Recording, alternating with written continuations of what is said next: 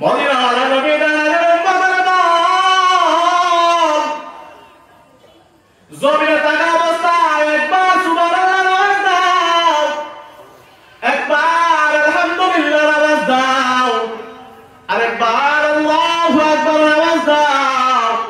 আল্লাহ রাব্বুল আলামিন জানিয়ে দেন আসমান থেকে জমিন পর্যন্ত মধ্যখানে যে জায়গাগুলো ফাঁকা আছে ফাঁকা, আল্লাহ রাব্বুল আলামিন একবার সুবহানাল্লাহ, একবার আলহামদুলিল্লাহ, একবার আল্লাহু আকবার বদৌলতে আল্লাহ তাআলা তোমার আসমান জমিনের মধ্যবর্তী জায়গাগুলো সওয়াব দ্বারা পরিবর্তন করে দেয়। সুবহানাল্লাহ বলেন। মনে বড় আশা ছিল যাব মদিনা, মনে বড় আশা ছিল যাব মদিনা, সালাম আমি করব গিয়ে, সালাম আমি করব গিয়ে নবীজির রওজায়, মনে বড় আশা ছিল যাব মদিনা, মনে বড় আশা ছিল যাব মদিনা। আরব সাগর পাহাড়ি দেব নাই আমার তরি,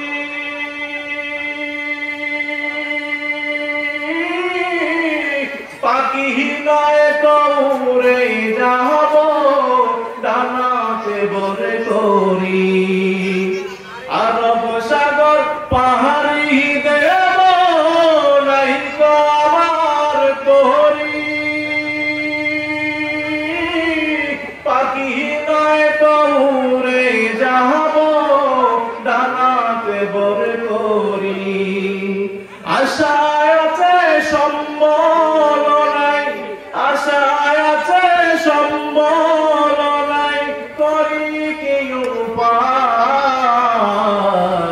মনে বড় আশা ছিল যাব মদিনায়, মনে বড় আশা ছিল যাব মদিনায়। আলহামদুলিল্লাহ।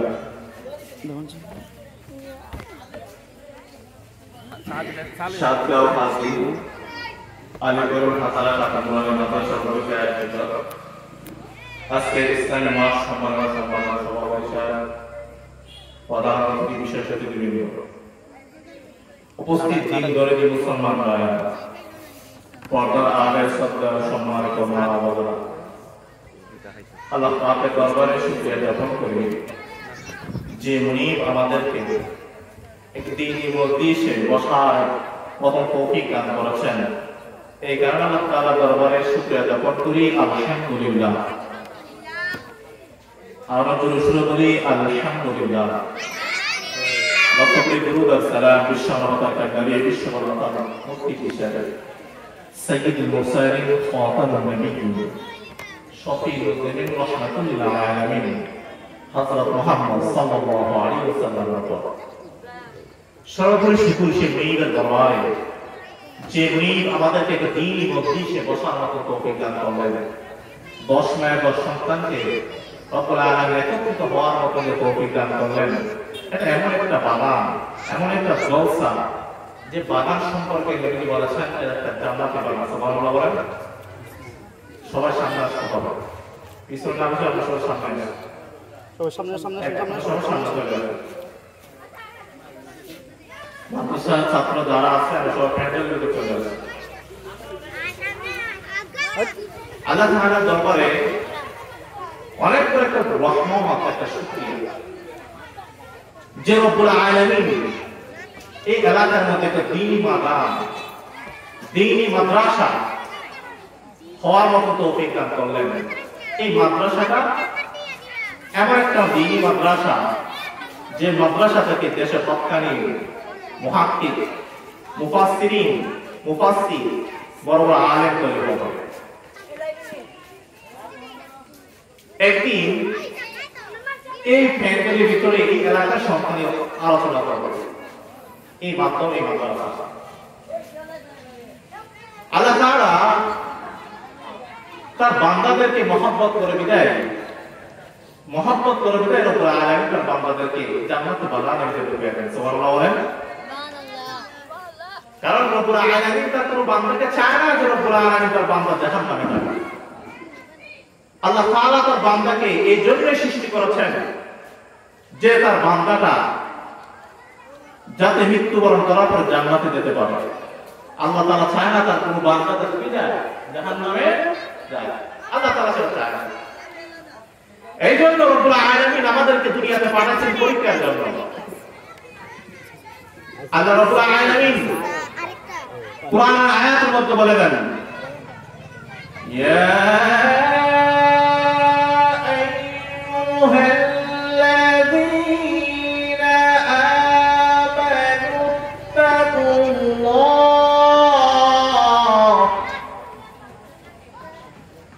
হাক্কা তুকাতিহি ওয়া লা তামুতুন্না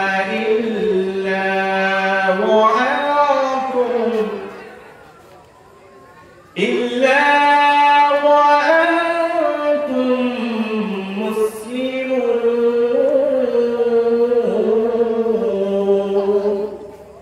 আল্লাহ রাব্বুল আলামিন বলেন ইত্তাকুল্লাহ, আল্লাহকে ভয় করো। কাকে ভয় করার কথা বলছে আল্লাহ? আল্লাহকে ভয় করার কথা বলছে। কথা বলতে হবে, আমার সাথে আপনারও কথা বলতে হবে। যদি আপনারা আমার সাথে কথা বলেন তাহলে ওয়াজ করতে ভালো লাগবে। বুঝতে পারছেন? আমার কথা বোঝা যায়? আল্লাহ রাব্বুল আলামিন ইত্তাকুল্লাহ, আল্লাহকে ভয় করো। কাকে ভয় করো? আল্লাহকে ভয় করো। ওয়া আনতুম মুসলিমুন, সাবধান, মুসলমান না হয়ে মৃত্যুবরণ করবা না। ইত্তাকুল্লাহ, আল্লাহর ভয়। আল্লাহর ভয় মানে কি? আল্লাহর আনুগত্য করা। কি করা? আল্লাহর আনুগত্য করার নামই হচ্ছে ইত্তাকুল্লাহ, আল্লাহর ভয়। এখন যদি আমরা আল্লাহর ভয় অন্তরে নিয়ে, আল্লাহর ভয় অন্তরের ভিতরে নিয়ে যদি দুনিয়াতে চলতে পারি, আল্লাহর ভয় অন্তর নিয়ে যদি আমরা দুনিয়াতেই বিদায় নিতে পারি, তার মৃত্যুর পর আমাদের জায়গা কোথাও হবে বলেন তো? জান্নাত। এই জন্য আল্লাহ তাআলা যে বিধিবিধান আমাদের উপরে দিয়েছেন, সবগুলো বিধিবিধান আমাদেরকে পালন করতে হবে, ঠিক কি না? আল্লাহ তাআলা তার বান্দাদেরকে নামাজের মাধ্যমে শিখিয়ে দিলেন। আল্লাহ তাআলা বলেন যে ব্যক্তি নাকি নামাজ আদায় করবে, হাদিস শরীফে আছে আউয়ালু মা ইউহাসাবু বিল আবদি ইয়াওমাল কিয়ামাতি সালাত। কিয়ামতের দিন সর্বপ্রথম কিসের হিসাব নেওয়া হবে? নামাজের হিসাব নেওয়া হবে। জানেন না হাদিসটা? শুধু পড়াইছেন কিন্তু না। নোরানি বাচ্চারা জানে, মাশাআল্লাহ। এই জন্য আল্লাহর ভয় আমাদের অন্তরে ঢুকাইতে হবে। আমরা আজ দুনিয়াতে টাকা পয়সার পিছনে পড়ে আছি। আমরা আজ দুনিয়াতে একজন আরেকজনের সমালোচনার পিছনে পড়ে আছি। আমরা দুনিয়াতে থাকা অবস্থায় একজন আরেকজনের গীবতের পিছনে পড়ে আছি। নাফরমান ভাবে না আজকে আমরা যে টাকার পিছনে দৌড়াইতেছি, আজকে যে আমরা টাকার পিছনে দৌড়াই, টাকা নিয়ে তো আমরা কবরে যাবো, যাবে নাকি? টাকা নিয়ে কি কবরে যাবে? পৃথিবীর মধ্যে দুইজন বাদশা ছিল, দুইজন বাদশা, সবচেয়ে ধনীর বাদশা ছিল তারা, পৃথিবী যারা শাসন করেছে। একজন ছিল যুলকারনাইন, আরেকজন ছিল সুলাইমান আলাইহিস সালাম। কিন্তু তারা মৃত্যুর পরে কি টাকা নিয়ে গেছে? টাকা নিয়ে গেছে? নিয়ে যায় না।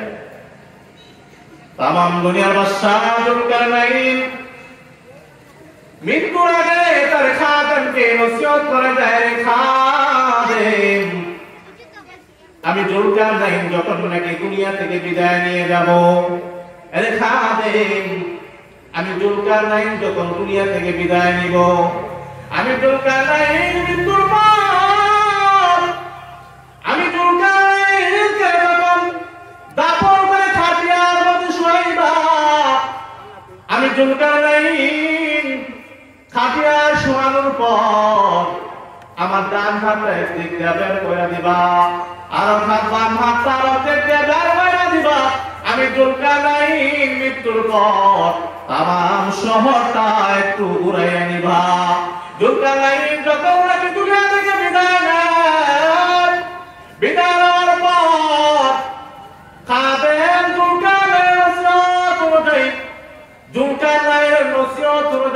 যখন নাকি দাফন করার জন্য নিয়ে গেল, জুলকারনাইনকে কাফন করানোর পর জুলকারনাইনকে নাকি খাটিয়ার উপর শোয়াইয়া দিল। জুলকারনাইনকে খাটিয়ার উপর শোয়ানোর পর দুইটা হাত যখন বার করে দেয়, বার কইরা জুলকারনাইনকে গলিতে গলিতে ঘোরায়। এমন সময় নাফরমান যারা নাকি দুনিয়ার পাগল, টাকার পাগল, এমনি ডাক দেয়া বলে, দেখো দেখো তামাম দুনিয়ার বর্ষা জুলকারনাইন মৃত্যুর পর দুইটা হাত বার কইরা দেয়া জানা যায় না দুনিয়ার মানুষ, আমি জুলকারনাইন মৃত্যুর পর দুইটা হাত বার কইরা দেয়া জানা যায় দুনিয়ার মানুষ, আমার দুইটা হাতের মধ্যে আরো টাকা দাও, আরো পয়সা দাও। কিন্তু যারা ইমানদার, ইমানদার রাখতে পারে না প্রমাণ, তামাম দুনিয়ার বাদশা জুলকারনাইন মৃত্যুর পর দুইটা হাত খাটিয়ার ভিতর দিয়ে পার করে যারা দেয় দুনিয়ার মানুষ, তামাম দুনিয়ার বাদশা জুলকারনাইন মৃত্যুর পরও খালি হাতে দুনিয়া থেকে বিদায় নিয়ে নেয়। সুবহানাল্লাহ। তামাম দুনিয়ার বাদশা জুলকারনাইন মৃত্যুর পর খালি হাতে দুনিয়া থেকে বিদায় নেয়। এর দুনিয়ার ইমানদার আল্লাহর গোলাম, আজ আমরা দুনিয়ার পিছনে, টাকার পিছনে পড়ে আছি। আমরা মনে করে টাকা যদি না থাকে দুনিয়াতে যাওয়া সম্ভব নয়। আমার মালিক জানেন, এর বান্দা শুনে রাখ, তোর রিজিকের মালিক আমি আল্লাহ। তুই যদি রিজিকের পিছনে দৌড়াস তাহলে হবে না, তুই যদি আমি মালিকের পিছনে দৌড়াস রিজিকের ব্যবস্থা করে দিব আমি আল্লাহ। সুবহানাল্লাহ বলেন। সুবহানাল্লাহ বলতে কষ্ট হয় নাকি? সুবহানাল্লাহ বলতে কষ্ট হয়? সুবহানাল্লাহ, আলহামদুলিল্লাহ, আল্লাহু আকবার ফজিলত আছে কিনা বলেন? আছে না? জি। পাঁচ ওয়াক্ত নামাজের পর 33 বার সুবহানাল্লাহ, 33 বার আলহামদুলিল্লাহ, 34 বার আল্লাহু আকবার বলা যাবে না? আমরা দোকান পাড়া বসে আমরা যদি গীবত করি কতটুকু সওয়াব পাওয়া যাবে বলেন তো? দোকান পাড়া বসে আমরা গীবত করি কতটুকু সওয়াব পাওয়া যাবে? এখন যদি আপনি দোকান পাড়া সুবহানাল্লাহ বলেন তাহলে কতটুকু সওয়াব পাওয়া যাবে? সওয়াব পাওয়া যাবে? মদিনাওয়ালা নবী জানিয়ে দেন, আমার যে উম্মত জমিনে থাকা অবস্থায় একবার সুবহানাল্লাহ আওয়াজ দেয়, একবার আলহামদুলিল্লাহ আওয়াজ দেয়, একবার আল্লাহু আকবার আওয়াজ দেয়, আমার আল্লাহ আমার বান্দার জন্য জান্নাতে একটা গাছ নির্মাণ করবে। গাছ, এই গাছটা এত বড়, এত বড়, মদিনাওয়ালা নবী জানেন এর উম্মতের দল আল্লাহ তাআলা তোমার জন্য একটা গাছ সৃষ্টি করে রাখবেন, যে গাছটা এত বড়, এত বড়, মরুভূমি দ্রুতগামী ঘোড়া যদি একদিন নয়, দুই দিন নয়, একটা 500 বছর পর্যন্ত দৌড়ায়, তারপরও এই গাছের ছায়া শেষ করতে পারবে না। মদিনাওয়ালা নবী জানেন উম্মতের দল জমিনে থাকা অবস্থায় একবার সুবহানাল্লাহ আওয়াজ দাও, একবার আলহামদুলিল্লাহ আওয়াজ দাও, আরেকবার আল্লাহু আকবার আওয়াজ দাও। আল্লাহ রাব্বুল আলামিন জানিয়ে দেন, আসমান থেকে জমিন পর্যন্ত মধ্যখানে যে জায়গাগুলো ফাঁকা আছে, ফাঁকা, আল্লাহ রাব্বুল আলামিন একবার সুবহানাল্লাহ, একবার আলহামদুলিল্লাহ, একবার আল্লাহু আকবার বদৌলতে আল্লাহ তাআলা তোমার আসমান জমিনের মধ্যবর্তী জায়গাগুলো সওয়াব দ্বারা পরিবর্তন করে দেয়। সুবহানাল্লাহ বলেন। সুবহানাল্লাহ। আবু হুরায়রা থেকে বর্ণিত, আবু হুরায়রা বলেন, যে ব্যক্তি নাকি জমিনে থাকা অবস্থায় একবার সুবহানাল্লাহ আওয়াজ দেয়, ওই আরশের পাশে একটা পিলার আছে, পিলার, যে পিলারটা নাকি সুবহানাল্লাহ আওয়াজ শোনার পরে লাফাইতে থাকে, লাফাইতে থাকে, যখন নাকি পিলারটা লাফাইতে থাকে এমনি আল্লাহ রাব্বুল আলামিন ডাক দিয়ে বলে ফিলার তুমি কেন না পাও? এমনি ফিলারটা জবান খুলে যায়। ফিলার ডাক দিয়ে বলে মালিক ওই যে সাদগাতে কুরআন আলোচনা হয় তোমার বান্দারা মাহফিলে বসে সুবহানাল্লাহ আওয়াজ দেয়। আল্লাহ রাব্বুল আলামিন তোমার বান্দারা মাহফিলের মধ্যে বসে আলহামদুলিল্লাহ আওয়াজ দেয়। আল্লাহ রাব্বুল আলামিন তোমার বান্দার জিকিরের কারণে আমি ফিলার সহ্য করতে পারি না, যার কারণে আমি ফিলার লাফাইতে আছি। আল্লাহ রাব্বুল আলামিন ডাক দিয়ে বলে ফিলার আমার বান্দাকে দেখছে কিনা? আপনি ফিলার ডাক দিয়ে বলে মালিক তোমার বান্দা তোমাকে দেখে নাই, না দেখার পর তুমি মালিককে বিশ্বাস করে তুমি মালিকের উপর জিকির আদায় করে এমনি আল্লাহ রাব্বুল আলামিন ফিলারকে উদ্দেশ্য করে বলে রে ফিলার শাকিরা জমিনে যে বান্দা আমি মালিকের কাছে জিকির আদায় করে আমি মালিকের প্রশংসায় সুবহানাল্লাহ বলে আলহামদুলিল্লাহ বলে আমি আল্লাহ রাব্বুল আলামিন তাকে সাক্ষী রেখে জানিয়ে দিলাম তার জীবনের সমস্ত গুনাহ আমি আল্লাহ মাফ করে দিলাম। अल्लाह अल्लाह क्या मुबारक नाम है, अल्लाह अल्लाह आशिकों का काम है। अल्लाह अल्लाह इसे शीरीन सुनाम शीर शंकर मी कुनुद जहान तमाम। अल्लाह अल्लाह तुम्हारा माशूक है, अल्लाह अल्लाह तू मेरा माबूद है। তার বোঝা গেল সুবহানাল্লাহ বলতে আছে কি নাই? আছে। এইজন্য আল্লাহর ভয় আমাদের অন্তর নিয়ে ঢুকে চলতে হবে। আমরা যদি মালিকের ভয় অন্তর নিয়ে দুনিয়া থেকে যেতে পারি, রব্বুল আলামিন ঘোষণা দেন সারা তিন হাত মাটির নিচে আসতে দেরি তোমার কবর জান্নাতের বাগান হতে দেরি হবে। সুবহানাল্লাহ বলেন। এটা হচ্ছে আমার নবীর উম্মতের শ্রেষ্ঠ নবীর শ্রেষ্ঠ উম্মতের ফজিলত। আল্লাহ নবী সাল্লাল্লাহু আলাইহি ওয়াসাল্লাম কি বলেন জানেন কি? আল্লাহ নবী বলেন জান্নাতে সর্বপ্রথম যে উম্মত জান্নাতে যাবে সেটা আমার নবী নবীর উম্মত জান্নাতে যাবে। সুবহানাল্লাহ বলেন। এটা কেন বলা হয়েছে আমার শ্রেষ্ঠ নবী শ্রেষ্ঠ উম্মত? বলতে পারবেন আমাদের নবীর নাম কি? বলেন তো আমাদের নবীর নাম কি বলেন তো? মুহাম্মদুর রাসূলুল্লাহ সাল্লাল্লাহু আলাইহি ওয়াসাল্লাম। জান্নাতে সর্বপ্রথম যে ব্যক্তি নাকি জান্নাতে যাবে ওনার নাম হলো মুহাম্মদ সাল্লাল্লাহু আলাইহি ওয়াসাল্লাম। উম্মতের মধ্যে সর্বপ্রথম যারা নাকি জান্নাতে যাবে তারা কে? তারাই হলো শ্রেষ্ঠ নবী শ্রেষ্ঠ উম্মত। আমাদেরকে যদি জান্নাতেই যেতে হয় তাহলে নবীর সুন্নতুল জানতে চলতে হবে কিনা বলেন? নবীর প্রতি আমাদের ভালোবাসা থাকতে হবে কিনা বলেন? আল্লাহ তাআলার প্রতি আমাদের ভয় অন্তরে থাকতে হবে, নবীর প্রতি ভালোবাসা থাকতে হবে, নবীর সুন্নাত অনুযায়ী আমাদেরকে চলতে হবে। যদি আমরা নবীর সুন্নাত অনুযায়ী চলতে পারি, নবীজির ভালোবাসা অন্তর নিয়ে চলতে পারি, নবীজি দেওয়া সুন্নাত ভালোবাসা আল্লাহ তাআলার প্রতি ভয় অন্তরে ঢুকিয়ে যদি আমরা দুনিয়াতে যেতে পারি তাহলে আমাদের জন্য জান্নাত ওয়াজিব হয়ে যাবে। সুবহানাল্লাহ বলেন। যেদিন দিদার হবে আপনার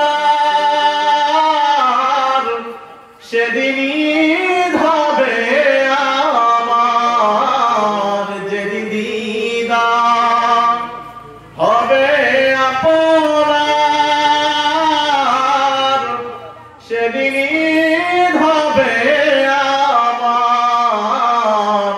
এই মন তো আর মানে না একবার দেখা দাও না, এই মন তো আর মানে না একবার দেখা দাও না।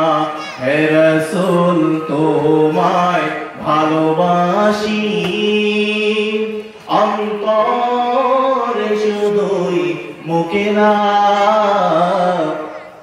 জান্নাতের আশায় নয় হে রাসূল জাহান্নাম কেউ ধরে না। পারেন না সবাই? পারেন না? আমার সাথে বলেন হে রাসূল তোমায় ভালোবাসি অন্তরে শুধুই মুকিনা জান্নাতের আশায় নয় হে রাসূল জাহান্নাম কেউ ধরে না তোমার ওই নাম শুনিলাম এই চোখে দেখলাম না তোমার ওই নাম শুনিলাম এই চোখে দেখলাম না এই সুর যদি শুনে থাকো একবার দেখা দাও না এই সুর যদি শুনে থাকো একবার দেখা দাও না হে রাসূল তোমায় ভালোবাসি অন্তর শুধুই মুখে না জান্নাতের আশায় নয় হে রাসূল জাহান্নাম কেউ ধরে না আল্লাহু আকবার বলেন আল্লাহ তাআলা জানেন ইয়া আইয়ুহাল্লাযীনা আমানু তাকুল্লাহ হে ইমানদারগণ আল্লাহকে ভয় করো আল্লাহকে ভয় করো কেমনে আল্লাহকে ভয় করব আল্লাহ তাআলা বলেন আমি মালিকের আনুগত্য করো আমি মালিকের আনুগত্য করতে দেরি হবে আমি মালিকের উপর ভয় চলে আসবে যারা নাকি দুনিয়াতে থাকা অবস্থায় টাকা জমা পাগল যারা কি দুনিয়াতে থাকা অবস্থায় গাড়ির জন্য পাগল যারা কি দুনিয়াতে থাকা অবস্থায় অপরের ক্ষতি করবে কি জন্য সার জন্য পাগল এরা দুনিয়ার ইমানদার শুনে রাখ যতই গুনাহ করো না কেন যতই গুনাহ করো না কেন আমি মালিকের কাছে একবার বাচ্চা আল্লাহ রাব্বুল আলামিন বলেন লা তাকনাতু মির রাহমাতিল্লাহ আল্লাহ রাব্বুল আলামিন জানেন উম্মতের দল আল্লাহ রাব্বুল আলামিনের কাছে মাপ চাইতে দেরি হয় রব্বুল আলামিন বান্দাদেরকে মাফ করতে দেরি হবে না সালাবাতুল আনসারী রাদিয়াল্লাহু তাআলা হিজর মদিনার বাসিন্দা সাঈদ রাদিয়াল্লাহু তাআলা এর সাথে ব্যক্তিগত সম্পর্ক কইরা দেন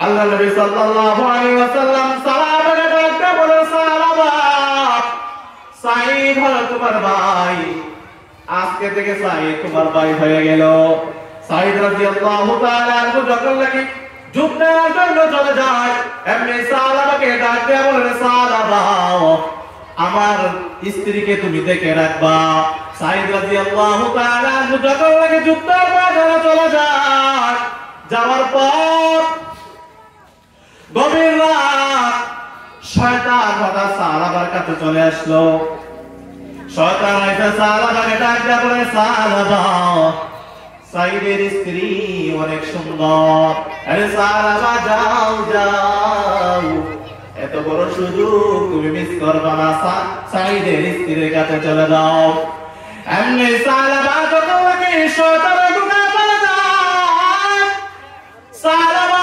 শয়তানের ঢুকার পর সাঈদের স্ত্রীর কামরায় চলে যায় রুমের মধ্যে গিয়া সাঈদ রাদিয়াল্লাহু তাআলা স্ত্রীর হাতের মধ্যে গিয়া ধরে হাতের মধ্যে ধরার পরে সাঈদের স্ত্রী ডাকতে বলে সাহাবা তোমার ভিতরে কি আল্লাহর ভয় নাই কেমনে গো তুমি আমার কষ্ট করতে আসলা আরে সাহাবা তোমার ভিতরে কি আল্লাহর ভয় ঠায় নাই সাহাবা রে কেমনে রে তুই আমি সাঈদের স্ত্রী হাতে হাত দিলি এমনি সাহাবার ভিতরে ভয় চলে আসলো ভয় সাহাবা সাঈদের স্ত্রীর হাতে হাতটা ধরার পর এমনি পাহাড়ের দিকে দৌড় দিয়ে চলে যায় যাওয়ার পর 2 দিন পরে সাঈদ যখন নাকি বাড়িতে আসে সাঈদ এসে তার স্ত্রীকে বলতেছে আমার ভাই সাহাবা কোথায় সাঈদের স্ত্রী ডাকতে বলে তোমার ভাই সাহাবা এই কাজ করার পরে সে নাকি দৌড়ে পাহাড়ের মধ্যে চলে যায়। আজকে 2 দিন হয় সালাবা একটা বারের জন্য বাড়িতে আসে না। আমি সাঈদ রাদিয়াল্লাহু তাআলা আনহু সালাবাকে খোঁজার জন্য পাহাড়ের দিকে চলে যায়। গিয়া দেখে সালাবা সেজদার অবস্থায় কান্নায় পড়ে আছে। এমনি ডাকটা বলে, সালাবা আয় আয়, বাড়ির মধ্যে চলে আয়। সালাবা ডাক দিয়ে বলে, সাঈদ, আমি সালাবা তো বড় গুনাহ করলাম, আমি সালাবার মনে হয় কোনদিন মাফ হবে না। আরে সাঈদ, যাও যাও, আমি আমার মুখটা মদিনার মানুষদেরকে দেখাতে পারবো না। আমি সাঈদ রাদিয়াল্লাহু তাআলা বলেন, সালাবা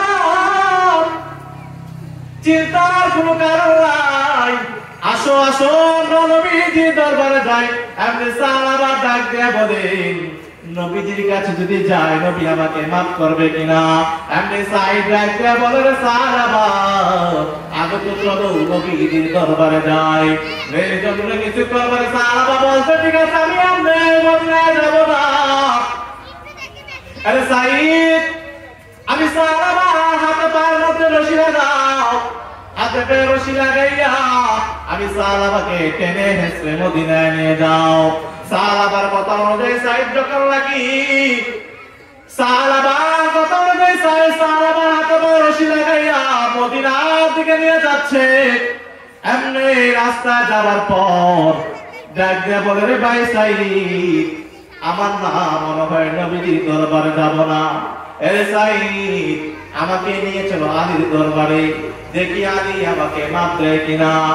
এমনি যখন নাকি আলী রাদিয়াল্লাহু তাআলা দরবারে যায়, আলী রাদিয়াল্লাহু তাআলা দরবারে যায়,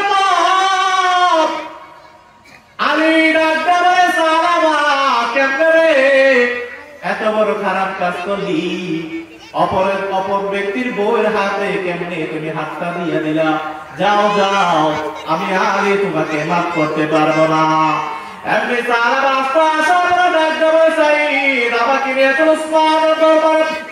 উসমান রাদিয়াল্লাহু তাআলা দরবারে যাওয়ার পর উসমান রাদিয়াল্লাহু তাআলা তাকে তাড়াইয়া দেয়। রাস্তায় আসার পর ডাক দিয়ে বলে, সাঈদ চলো না আমরা উমরের দরবারে যাই। উমরের দরবারে যাওয়ার পরে উমর ডাকতে বলে, সালাবা কেমনে গো তুমি এত বড় খারাপ কাজটা করলা? আরে সালাবা, আমি উমর তোমাকে মাফ করতে পারবো না।